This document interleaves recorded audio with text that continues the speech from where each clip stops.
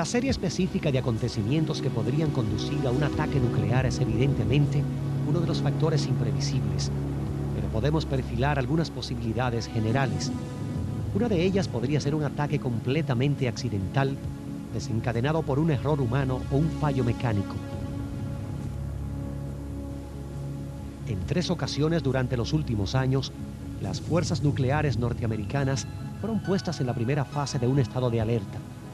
2 veces debido al funcionamiento defectuoso de un chip de computadora del sistema de alarma de alto mando norteamericano de defensa aérea, y una vez que se insertó inadvertidamente una cinta de pruebas que simulaba un ataque con misiles.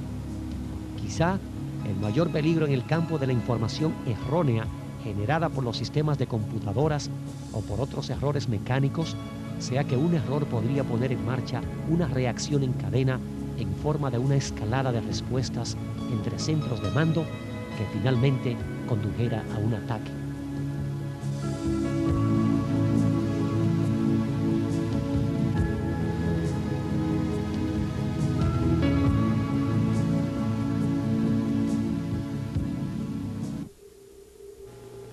También podría desencadenar un holocausto las hostilidades convencionales o nucleares entre potencias menores que atrajeran la intervención de las superpotencias.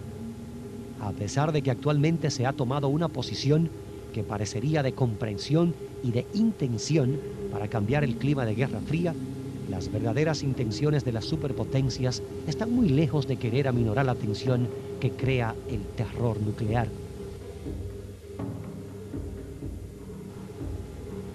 Fue durante una crisis internacional, la crisis de los cohetes cubanos en 1962, cuando el mundo estuvo aparentemente más cerca que nunca de un holocausto nuclear. En esa ocasión, el miedo a un cataclismo nuclear se hizo palpable no solo en los círculos de poder, sino también entre la gente corriente de todo el mundo. En el momento culminante de la crisis, según se dice, el presidente John F. Kennedy creyó que las posibilidades de que se produjera un holocausto estaban entre el 33 y el 50%.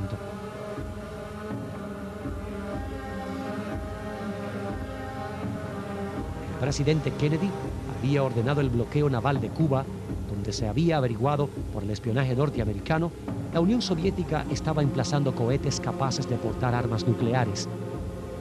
Las dotaciones de cohetes de los Estados Unidos habían sido puestas en situación de máxima alerta. Entonces, pocos minutos después de las 10 en punto de la mañana del 24 de octubre, 2 buques soviéticos acompañados de un submarino se acercaron a pocas millas donde comenzaba el bloqueo.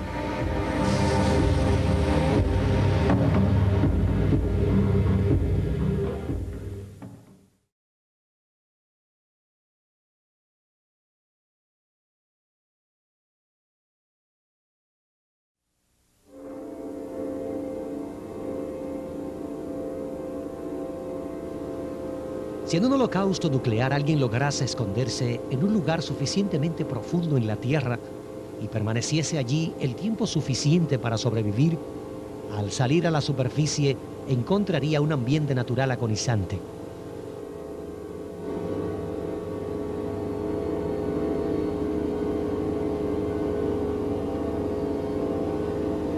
La vulnerabilidad del medio ambiente es el argumento definitivo contra la utilidad de los refugios. No hay agujero lo bastante grande para poder esconder en él toda la naturaleza. La radiactividad penetra de muchas formas el medio ambiente. Los 2 componentes más importantes de la radiación de la lluvia radiactiva son los rayos gamma, que son una radiación electromagnética de máxima intensidad, y las partículas beta, que son electrones despedidos a gran velocidad desde los núcleos en desintegración. Los rayos gamma someten a la totalidad de los organismos a penetrantes dosis y son los causantes de la mayoría de los efectos nocivos de la radiación producida por la lluvia radiactiva. Las partículas beta, que son menos penetrantes que los rayos gamma, actúan a corta distancia y producen daños si se producen acumulamientos en la piel o en la superficie de las hojas. Son perjudiciales para las plantas sobre cuyo follaje caiga la lluvia radiactiva, a las que produce la quemadura beta, y para los animales que estén pastando en los campos, que pueden sufrir tanto quemaduras como afecciones gastrointestinales por haber ingerido hojas contaminadas. Dos de los isótopos radiactivos más perniciosos de la lluvia radiactiva son el estroncio 90, con un periodo de semidesintegración de 28 años, y el cesio 137, con un periodo de semidesintegración de 30 años. Estos isótopos entran en la cadena alimenticia a través de las raíces de las plantas o a través de su ingestión directa por parte de los animales y contaminan el medio ambiente desde dentro. El estroncio 90 tiene una composición química que casualmente se asemeja a la del calcio y por consiguiente entra en la dieta de los seres humanos a través de los productos lácteos y el cuerpo lo deposita a la larga en los huesos, donde llega a producir cáncer en los huesos. Todas las personas que habitan actualmente nuestro planeta tienen en sus huesos un depósito mesurable de estroncio 90, cuyo origen se remonta a la lluvia radiactiva producida por las pruebas nucleares atmosféricas. A lo largo de los años, las agencias y ministerios del gobierno norteamericano han patrocinado numerosos proyectos de investigación en los que se irradió una gran variedad de plantas y animales a fin de averiguar la dosis letal o esterilizante para cada una. Los resultados obtenidos permiten la predicción de muchas de las tremendas consecuencias ecológicas de un ataque nuclear. Según el informe Supervivencia de los cultivos alimenticios y del ganado en caso de guerra nuclear, actas del simposio celebrado en 1970 en el Laboratorio Nacional de Brookhaven, las dosis letales para la mayor parte de los mamíferos oscilan entre unos cientos de rads y 1000 rads de radiación gamma. El rad, que se conforma por las siglas en inglés de Röntgen Absorbed Dose o dosis de Röntgen absorbida, es la absorción por parte de un organismo de un Röntgen de radiación y es equivalente a un REM. Las dosis letales de rayos gamma, por ejemplo, para animales que pastan, que recibieran la lluvia radiactiva directamente y comerían dicha lluvia que hubiera caído en la hierba y por consiguiente sufriría dosis de radiación beta, sería de 180 rads para el ganado vacuno, 240 rads para el lanar, 550 rads para el porcino, 350 rads para el caballar, 800 rads para las aves de corral.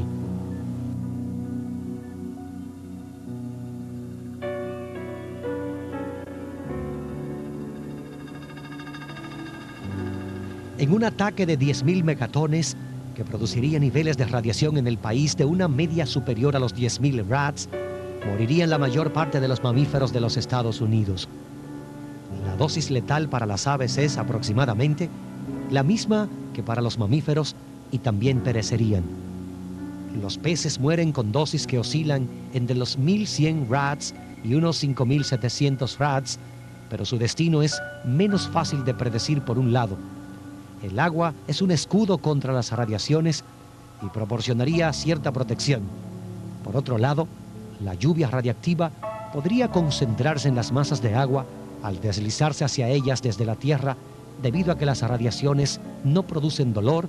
Los animales, vagando a su antojo por todo el ambiente, no las evitarían.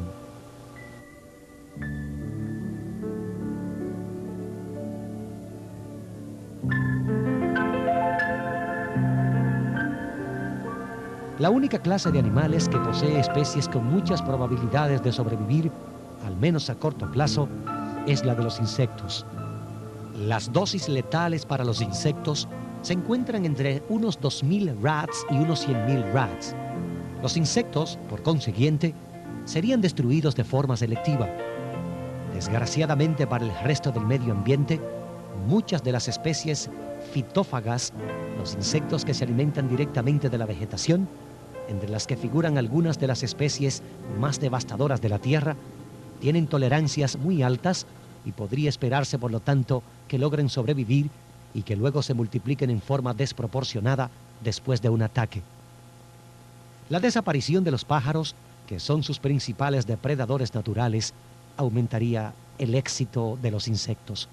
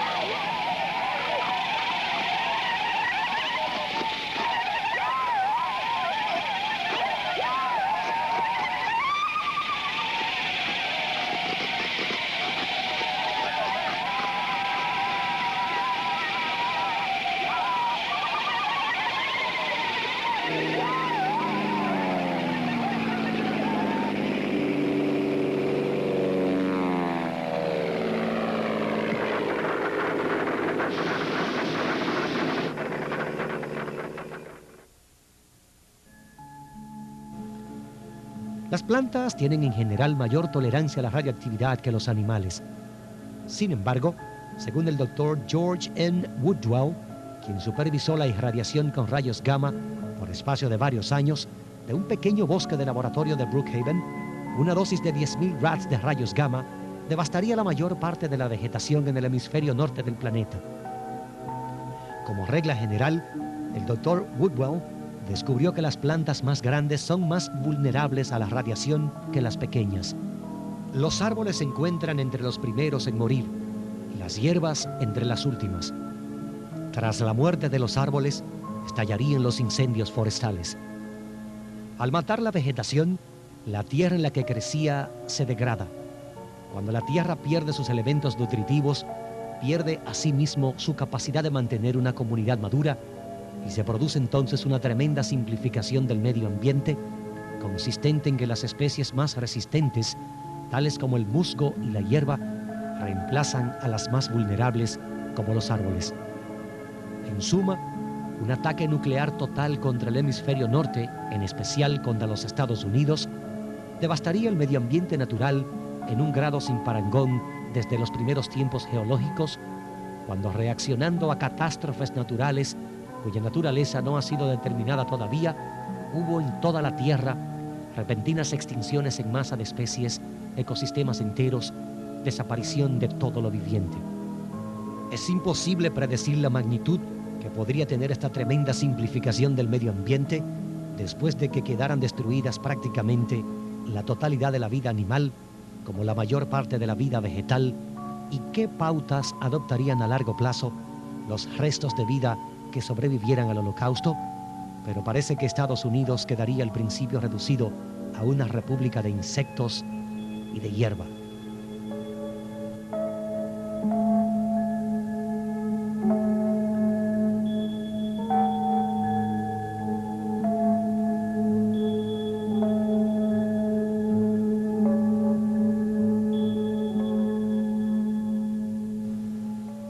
El territorio de los Estados Unidos, incluyendo Alaska y Hawái, tiene más de 9 millones de kilómetros cuadrados. Habitan en él aproximadamente 225 millones de personas, de las que un 60%, es decir, los 35 millones, vive en diversos centros urbanos, cuya superficie total es de 46.800 kilómetros cuadrados. Hay que hacer alguna observación adicional a esta descripción de los niveles de radiación a lo largo y lo ancho de todo el país. Se trata del hecho de que los ataques contra las 76 centrales nucleares de los Estados Unidos producirían una lluvia radiactiva cuya radiación duraría mucho más que la de las armas nucleares solas. El doctor en física Costa Sipis, del Instituto de Tecnología de Massachusetts, y su alumno Stephen Felter publicaron en la revista Scientific American un estudio titulado Emisiones catastróficas de radiactividad, en el que calculan daños que produciría el estallido en tierra de una bomba H o termonuclear de 1 megatón sobre una central nuclear de 1 gigavatio. En una explosión en tierra de este tipo, el contenido radiactivo de las instalaciones de la central se vaporizaría junto con todo lo que estuviera cerca y los restos serían absorbidos por el hongo atómico, desde el que descenderían a tierra con la restante lluvia radiactiva. Pero mientras que los productos de fisión del arma serían de reciente creación y contendrían muchos isótopos que se desintegran rápidamente hasta niveles inofensivos, los productos de la fisión de un reactor serían un conjunto de isótopos de vida más prolongada, y esto se explica con mayor fuerza al combustible ya consumido que contienen los depósitos del reactor, pues los de vida corta habrían tenido en su mayor parte tiempo suficiente para reducirse por sí solos a niveles insignificantes.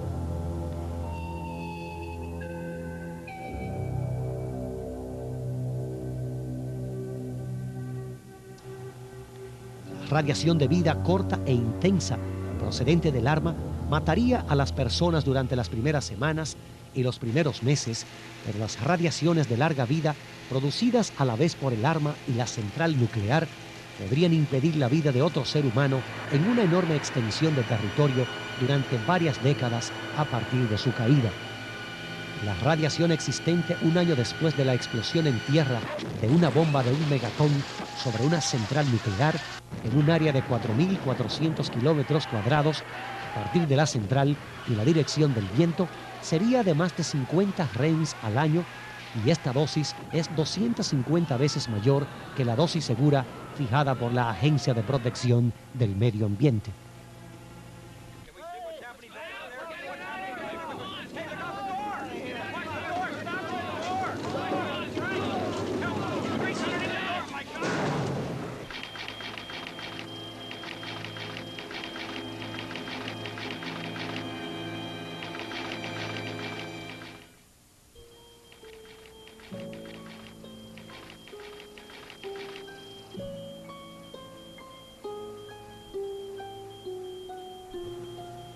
La bomba misma produciría este efecto en un área de solamente unos 77 kilómetros cuadrados, además de ofrecer a un presunto atacante un modo de multiplicar la eficacia de sus armas en un holocausto total.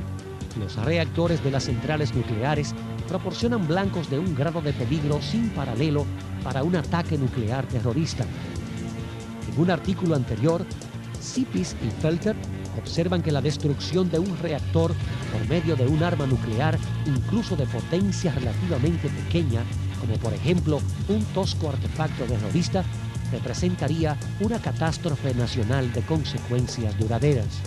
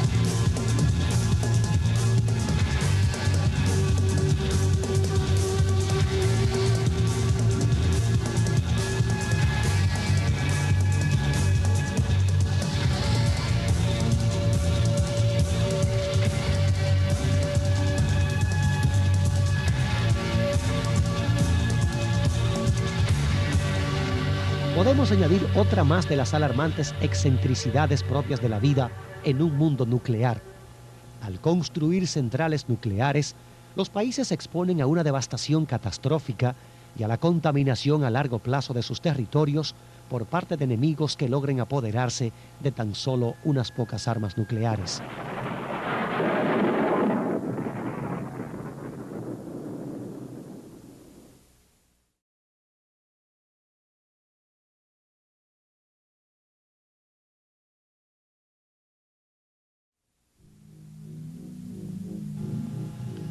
Los criterios con los que podemos medir la destrucción que causarán las armas de diversos tamaños nos lo proporcionarán los bombardeos de Hiroshima y Nagasaki y las pruebas nucleares norteñas, en las que se determinaron los efectos de bombas de hidrógeno de una potencia explosiva hasta 1.600 veces mayor que la bomba de Hiroshima.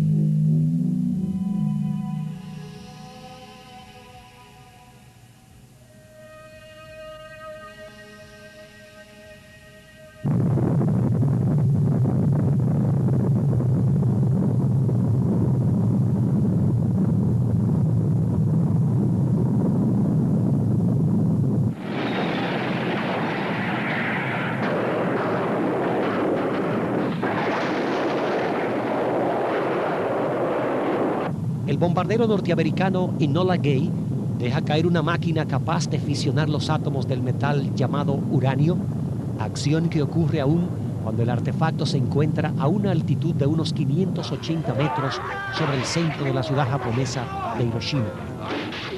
Comparada con los diseños actuales, era una bomba pequeña que en los arsenales de nuestros días estaría calificada como meramente táctica. Al estallar lo hace con una potencia de 12 kilotones y medio, o sea, cerca de 12.000 toneladas de TNT. Sin embargo, esta explosión fue lo bastante grande como para transformar en un infierno una ciudad de unos 340.000 habitantes en cuestión de segundos. En los minutos siguientes a la explosión, el cielo se oscureció debido a las compactas nubes de polvo y humo que invadieron el aire.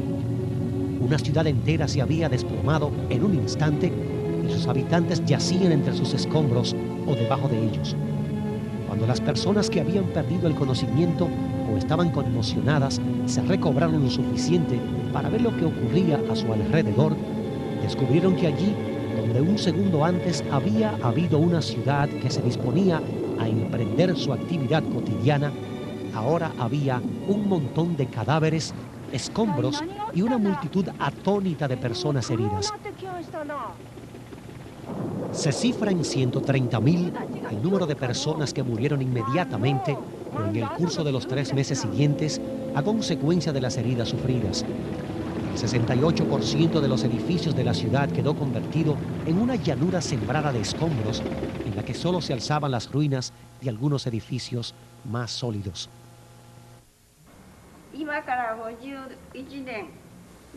Cuando cayó la bomba atómica en Hiroshima, hace 51 años, yo estuve a 4 kilómetros de distancia del estallido. Por eso no me afectó físicamente. Después de esta tragedia, muchas personas han olvidado el resultado funesto de esa bomba. Pero yo, que pude ver el sufrimiento de esas víctimas, no lo puedo olvidar. Todavía hoy día muchos sufren las consecuencias de esa guerra. El día 6 de agosto de 1945, a las 8:15 de la mañana, cuando la bomba atómica estalló sobre Hiroshima, un área de 500 metros a la redonda del lugar donde fue lanzada quedó totalmente desaparecida y todo se convirtió en cenizas. Las personas que estaban a 1 kilómetro, el cuerpo se le desbarató. Los ojos y las vísceras les brotaron debido a la temperatura tan alta. Todos murieron. Los que estaban a 1,5 kilómetros de distancia quedaron aplastados debajo de las casas y los escombros.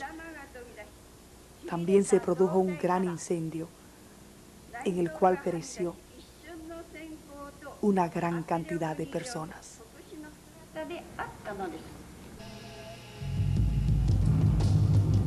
Al surgir los incendios entre las ruinas, muchas personas, tras encontrar a sus parientes y amigos, se vieron forzadas a abandonarlos a las llamas para no perecer también en la tormenta de fuego. Para quienes dejaron abrazar a hijos, esposas, amigos y desconocidos, esta fue la prueba más atroz de toda aquella ordalía.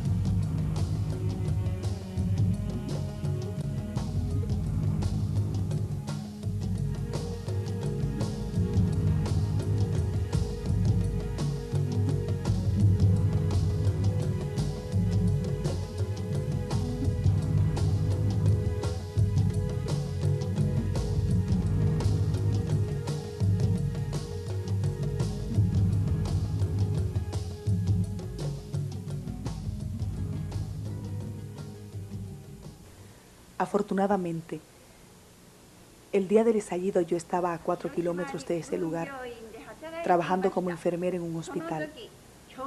Aún a esa distancia, vi una luz brillante y luego escuché un sonido estruendoso. Todos nos tiramos al piso. Cuando levantamos la cabeza, parte del techo se había desplomado y los cristales desmoronados. Los pacientes estaban arropados con sus frazadas. Cuando miramos al cielo, vimos una gigantesca nube en forma de hongo que brillaba esa mañana resplandeciente por el sol. Estuvimos un instante contemplando esa escalofriante y fantasmagórica escena. Más tarde, El altoparlante gritaba escandalosamente requiriendo nuestra presencia en el hospital. Corrimos apresuradamente y allí nos quedamos petrificados de horror. Era un panorama infernal. Cientos y cientos de personas que habían podido llegar al hospital, arrastrando su cuerpo quemado y herido, se desplomaban uno encima de otros. La gravedad de las quemaduras era tal que las ropas se les había derretido y llegaban casi desnudos, tambaleándose como sonámbulos, con los brazos levantados hacia adelante. De ellos les colgaba la piel. Otros tenían el cuerpo lleno de vidrios. Era una escena desgarradora y horripilante que quedó grabada en mí con tanto impacto e impresión que no lo olvidaré jamás. Todo mi cuerpo temblaba horrorizada sin poder pronunciar una palabra. Realmente sentí en ese momento que nunca más debemos repetir esa guerra. El hospital se convirtió en un hormiguero. Las camas se llenaron rápidamente. Tuvimos que acostar a los heridos en el suelo sobre las sábanas y las frazadas, pero este también se llenó en pocas horas. Habilitamos un gran almacén del depósito de la oficina central del ejército que estaba al lado del hospital para colocar a los demás heridos. Todas las medicinas se agotaron. No podíamos solicitar auxilio a otros hospitales porque toda la ciudad de Hiroshima estaba convertida en llamas y cenizas. Nosotras, las enfermeras, corríamos entre los moribundos. Estos pedían agua, agua, agua.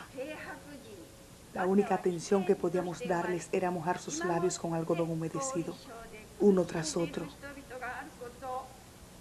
Iban muriendo.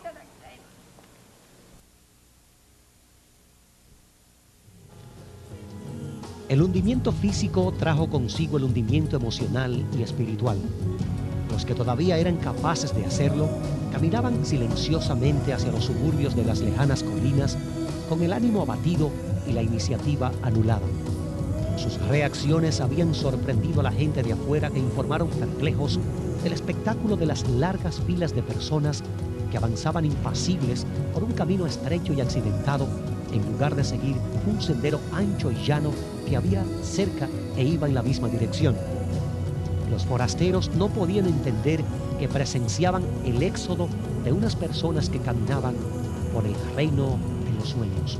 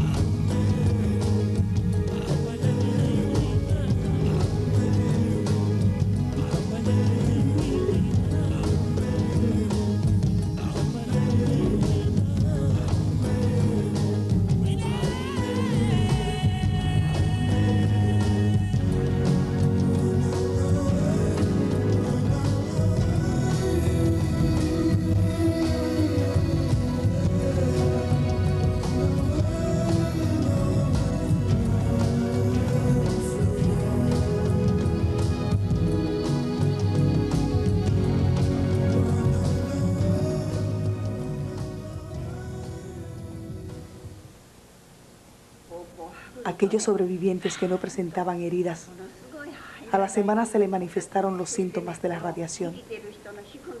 Comenzaron a salirles manchas moradas por todo el cuerpo. Se les caía el pelo y las hemorragias no cesaban. En pocos días y semanas morían también. Cuando levantábamos la frazada que cubría los heridos, las moscas salían volando en manadas, depositando sobre las quemaduras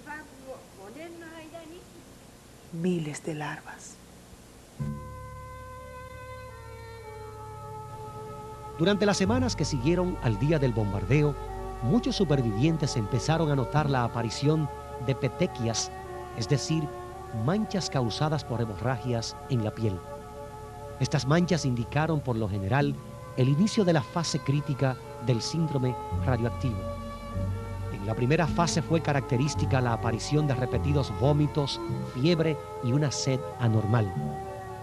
Después de unas horas o días, hubo un periodo engañosamente esperanzador en el que remitieron los síntomas. Era el periodo llamado latencia, que duraba de 1 a 4 semanas. La radiación ataca la función reproductiva de las células y las que se reproducen más frecuentemente son, por lo tanto, las más afectadas. Entre estas se encuentran las del tuétano de los huesos, que son las encargadas de la producción de las células de la sangre.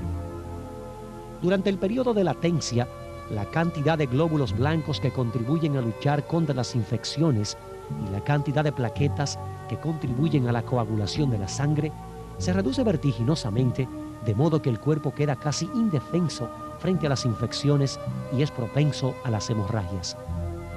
En la tercera fase, que es la definitiva y puede durar varias semanas, la víctima puede perder el cabello y padecer diarrea y hemorragias intestinales, bucales y de otras partes del cuerpo.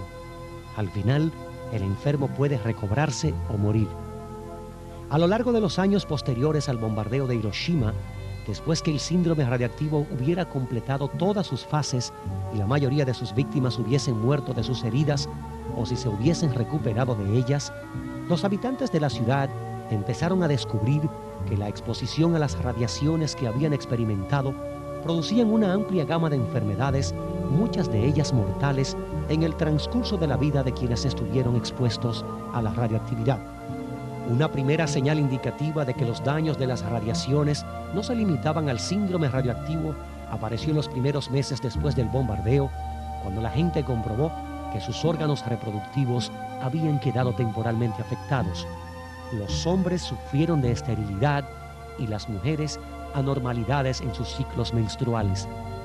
Luego, al cabo de los años, otras enfermedades, entre las que se encuentran las cataratas, la leucemia y otras formas de cáncer, empezaron a darse con frecuencia mayor de lo normal entre las personas que estuvieron expuestas a la radiación.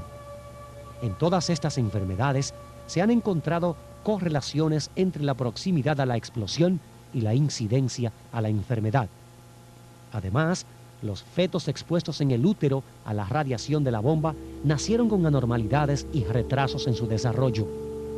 Los que estuvieron expuestos dentro de un radio de menos de 2 kilómetros tenían 7 veces más posibilidades de morir en el útero que los no expuestos y también 7 veces más probabilidades de morir en el parto o durante la infancia. Los niños supervivientes de entre quienes estuvieron expuestos en el útero fueron, en general, más bajos y más delgados que los otros niños, y el índice de retrasos mentales fue, entre ellos, también superior. Una de las anormalidades más graves causadas por la exposición fetal a las radiaciones de la bomba fue la microcefalia, o tamaño anormalmente pequeño de la cabeza, que a menudo va acompañada de retraso mental. Un estudio realizado descubrió 33 casos de microcefalia de un total de 169 niños expuestos en el útero.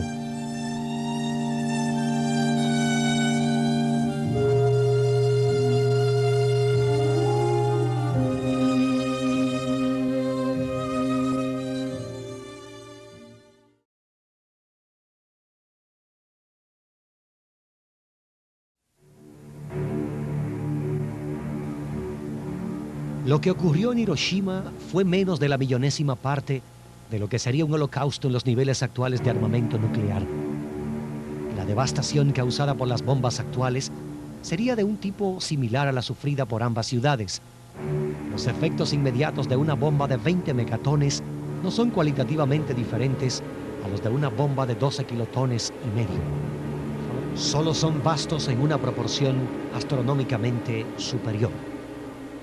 Una manera de empezar a captar el poder destructivo de las armas nucleares de hoy día es describir las consecuencias de la detonación de una bomba de 1 megatón, que tiene un poder explosivo 80 veces mayor que la bomba de Hiroshima en una ciudad grande como Nueva York.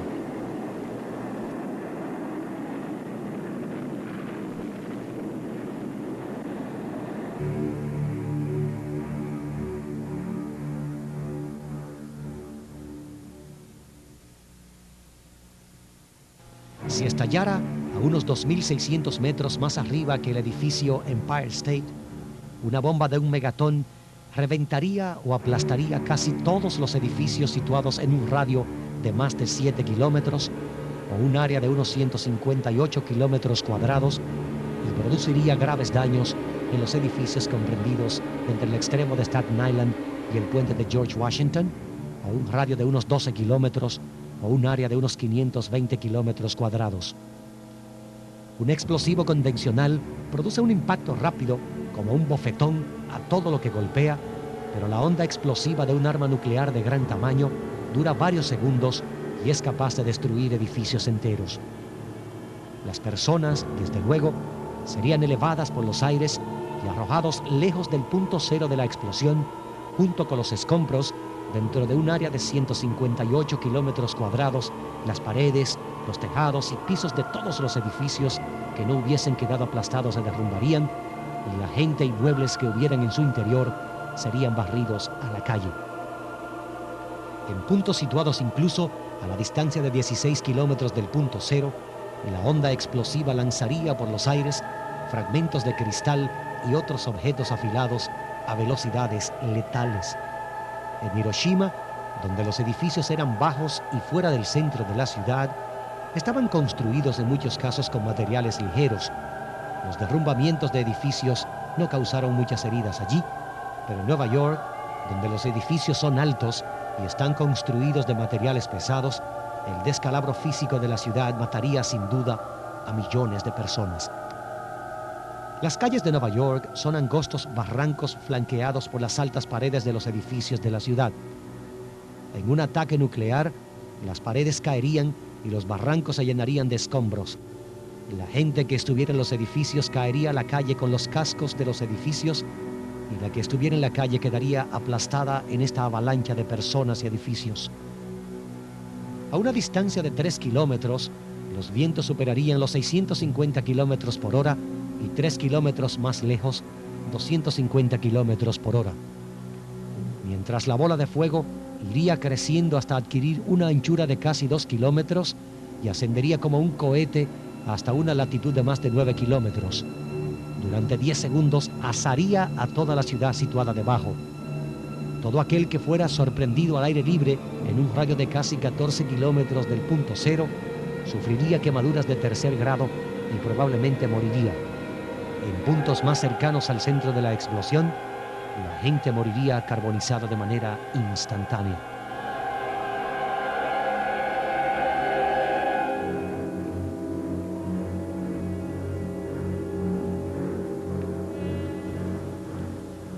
Si fuera posible que alguien se encontrara a unos 3 kilómetros del punto cero sin morir instantáneamente, vería la siguiente secuencia de acontecimientos.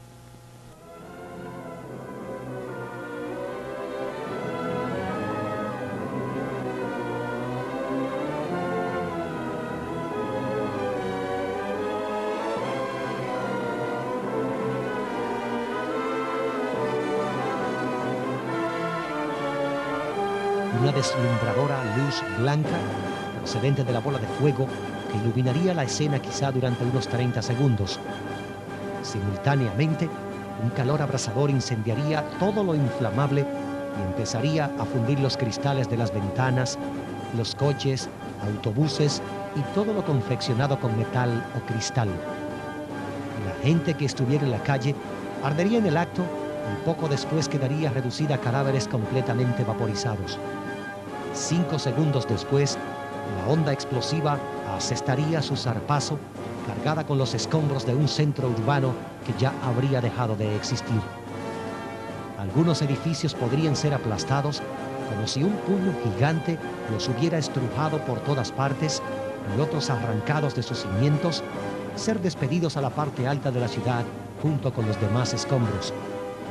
Mientras esto ocurriera, la bola de fuego ardería en el cielo durante los 10 segundos del pulso térmico. Muy pronto, enormes y densas nubes de polvo y humo envolverían la escena. Al elevarse hacia el cielo, el hongo atómico taparía la luz del sol y el día se convertiría en noche.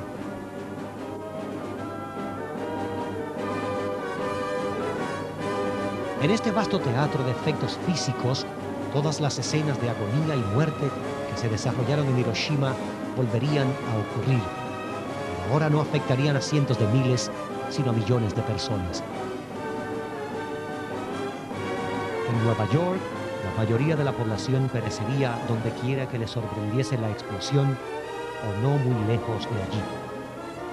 Al elevarse el hongo atómico con el polvo y los escombros de la ciudad, empezaría a caer sobre la Tierra la lluvia radiactiva, contaminando todo lo que se encontrara debajo del hongo y matando rápidamente a todas las personas que hubieran podido sobrevivir a la explosión y ahora trataran de huir. El penacho de lluvia radiactiva local podría descender sobre otras partes del estado de Nueva York y zonas de New Jersey, Pensilvania, Delaware, Maryland, Connecticut, Massachusetts, Rhode Island, Vermont y New Hampshire, matando a más de millones de personas. La descripción de los efectos de la explosión de una bomba de un megatón sobre Nueva York permite formarse cierta noción del significado que en términos humanos tiene un megatón de poder explosivo nuclear, pero es más probable que contra Nueva York se utilice más de un arma de 20 megatones, cuya potencia es 1.600 veces mayor que la bomba de Hiroshima. Si se detonara en tierra una bomba de este megatonaje, esta sola bomba podría aniquilar a más de 20 millones de personas, es decir, casi el 10% de la población de los Estados Unidos.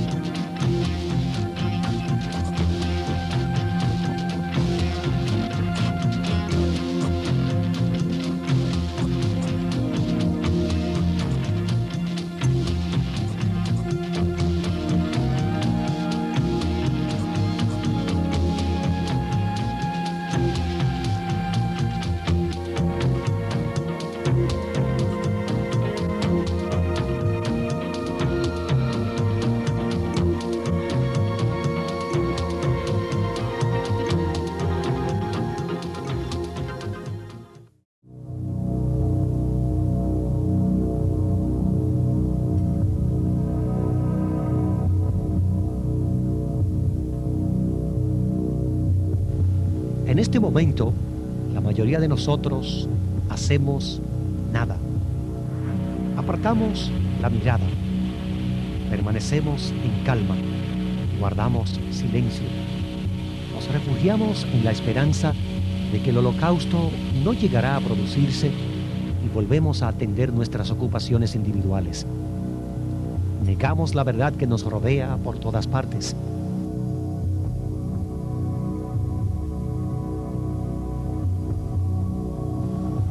Indiferentes ante el futuro de nuestra especie, somos cada vez más indiferentes los unos hacia los otros.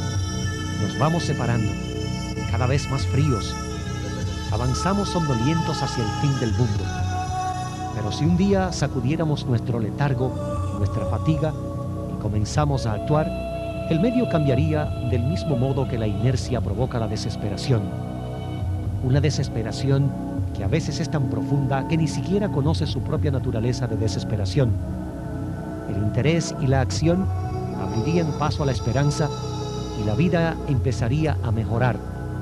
No solo la vida en su totalidad, sino la vida cotidiana, cada vida individual.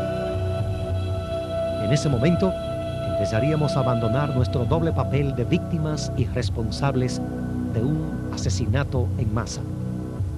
Dejaríamos de ser los destructores de la humanidad para convertirnos, más bien, en la puerta a través de la cual entrarían en el mundo las generaciones futuras.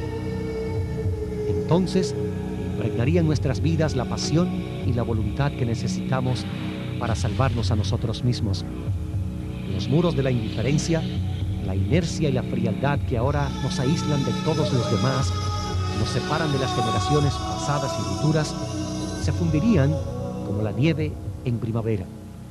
Oden nos dijo: debemos amarnos unos a otros o morir. Amémonos unos a otros en el presente y por encima de las fronteras de la muerte y el nacimiento. Cristo dijo: no he venido al mundo para juzgarlo, sino para salvarlo. Hagamos lo mismo. En lugar de juzgar al mundo, salvémoslo. Al restablecer nuestros vínculos cortados con la vida, restableceremos nuestra propia vida. En lugar de frenar el curso del tiempo y de suprimir el futuro de la humanidad, haríamos posible que nacieran las generaciones futuras. El inapreciable obsequio que ellos nos harían, y transmitido desde el futuro al presente, sería la plenitud y el sentido de la vida.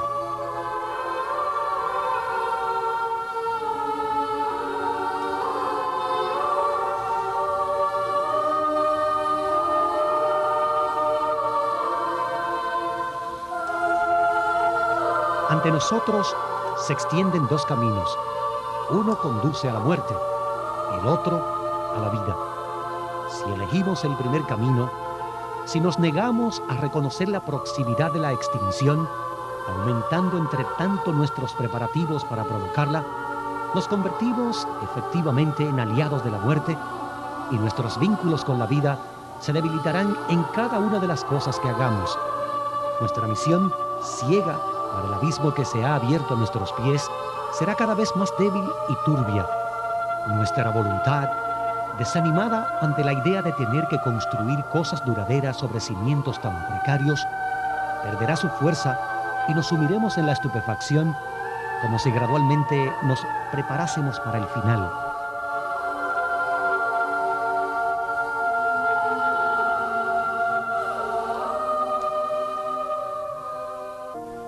En cambio, si rechazamos esta condenación y unimos nuestros esfuerzos en nombre de la supervivencia, si cobramos conciencia sobre el peligro y actuamos de modo que sea posible evitarlo, aliándonos con la vida, la niebla anestésica se disipará.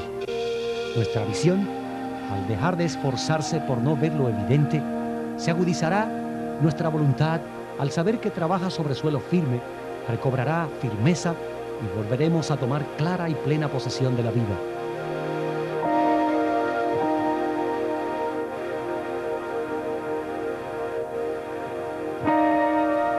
Un día, y resulta difícil creer que no será pronto, haremos nuestra elección. O caeremos en un estado de coma final y acabaremos con todo.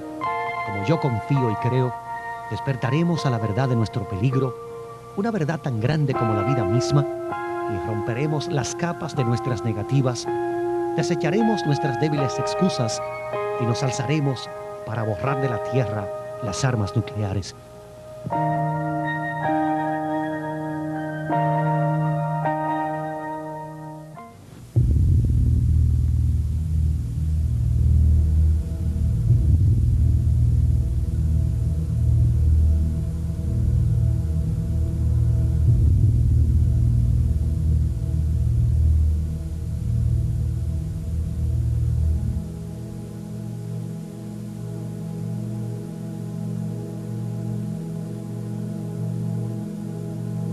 ¿Tienes algo barato e interesante para mí?